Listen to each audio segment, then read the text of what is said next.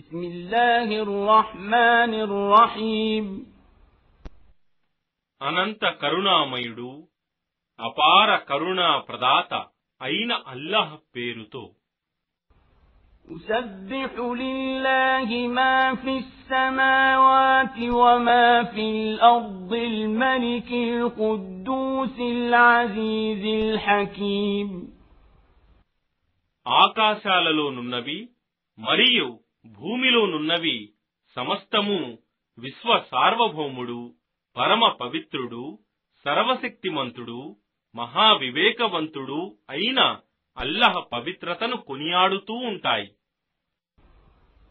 هو الذي بعث في الأميين رسولا منهم يتلو عليهم آياته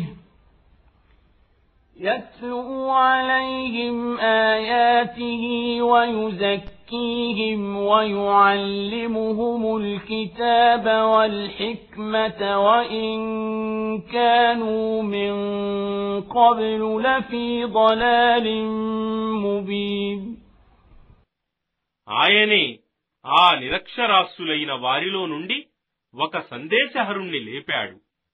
అతను వారికి ఆయన సూచన ఆయాతలను చదివి వినిపిస్తున్నాడు మరియు వారిని సంస్కరిస్తున్నాడు మరియు వారికి గ్రంథాన్ని మరియు వివేకాన్ని బోధిస్తున్నాడు మరియు వాస్తవానికి వారు అంతకు పూర్వం స్పష్టమైన మార్గభ్రష్టత్వంలో పడి ఉండేవారు. وآخرين منهم لما يلحقوا بهم وهو العزيز الحكيم మరియు ఇంకా వారిలో చేరని ఇతరులకు కూడా బోధించటానికి మరియు ఆయన సర్వశక్తిమంతుడు మహావివేకవంతుడు. ذلك فضل الله يؤتيه من يشاء والله ذو الفضل العظيم ఇది అల్లాహ్ అనుగ్రహం. ఆయన దానిని తాను కోరిన వారికి ప్రసాదిస్తాడు మరియు అల్లాహ్ అనుగ్రహశాలి సర్వోత్తముడు. مثل الذين حملوا التوراة ثم لم يحملوها كمثل الحمار يحمل أسفارا بئس مثل القوم الذين كذبوا بآيات الله والله لا يهدي القوم الظالمين. తౌరాత్ బాధ్యత భారం మోపబడిన తరువాత దానిపై అమలు చేయలేకపోయిన వారి పోలిక పుస్తకాల భారాన్ని మోసే ఆ గాడిద వలె ఉంది. వారు ఆ భారాన్ని భరించారే గాని దానిని అర్థం చేసుకోలేకపోయారు. అల్లాహ్ సూచన ఆయాతలను తిరస్కరించిన వారి దృష్టాంతం ఎంత చెడ్డది. మరియు అల్లాహ్ దుర్మార్గులకు మార్గదర్శకత్వం చేయడు.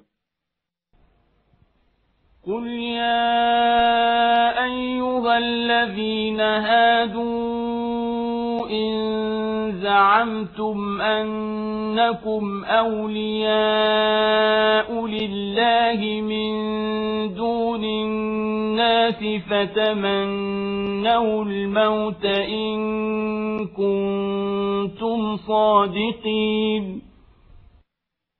వారితో ఇలాను, ఓ యూదులారా, నిశ్చయంగా ఇతర ప్రజల కంటే మీరు మాత్రమే అల్లాహకు ప్రియమైన వారు, స్నేహితులు అనే భావం మీకుంటే మీ వాదంలో మీరు సత్యవంతులే అయితే మీరు చావును కోరండి.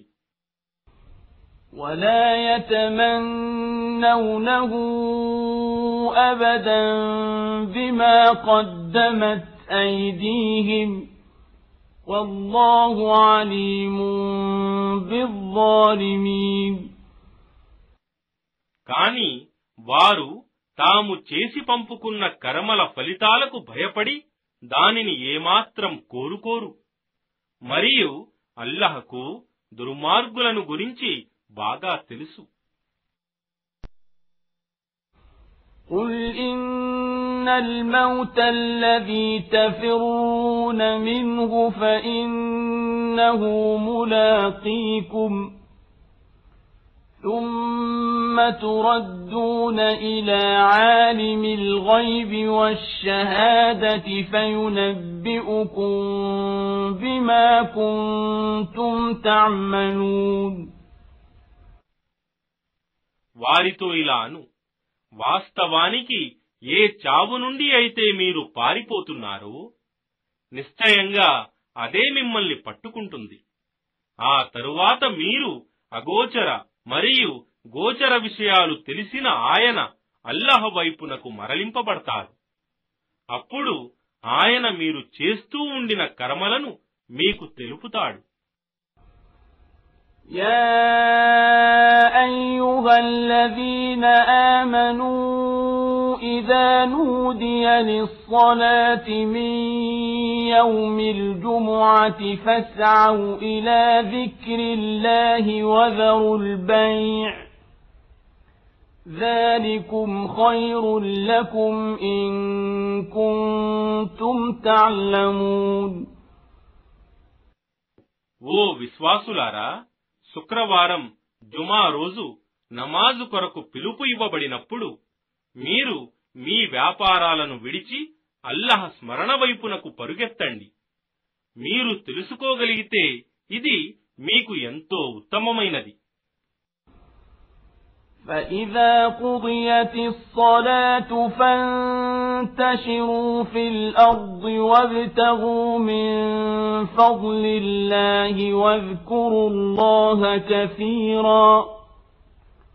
واذكروا الله كثيرا لعلكم تفلحون. ఇక నమాజు పూర్తయిన తరువాత భూమిలో వ్యాపించండి మరియు అల్లాహ్ అనుగ్రహాన్ని అన్వేషించండి. మరియు మీరు సాఫల్యం పొందాలంటే అల్లాహ్ను అత్యధికంగా స్మరిస్తూ ఉండండి.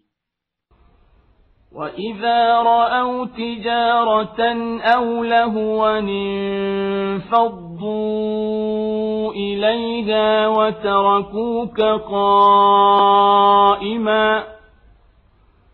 قُلْ مَا عِندَ اللَّهِ خَيْرٌ مِنَ اللَّهْوِ وَمِنَ التِّجَارَةِ وَاللَّهُ خَيْرُ الرَّازِقِينَ.